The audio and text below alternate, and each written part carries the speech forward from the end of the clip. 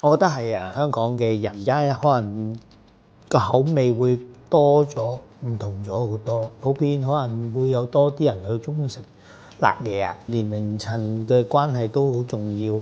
可能後生啲一輩嘅又未必去咁中意食好傳統、嘅粵菜。屋企反而我自己唔係咯，因為始終屋企做聚餐咧，通常都係老人家煮。因為老人家做嘅嘢出嚟同我哋做嘅嘢出嚟可能有少少唔同。摘一棵菜，我哋可能一斤搣咗出嚟都得翻11、2兩，係啊。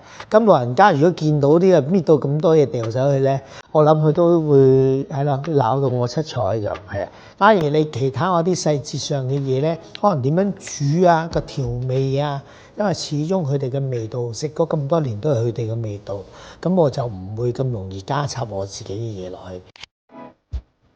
我覺得我唔係，我係會新派同舊派都會混埋一齊啦。我會反而係可能會做一啲新嘅口味，因為傳統嘅粵菜咧，一定有佢嘅好處。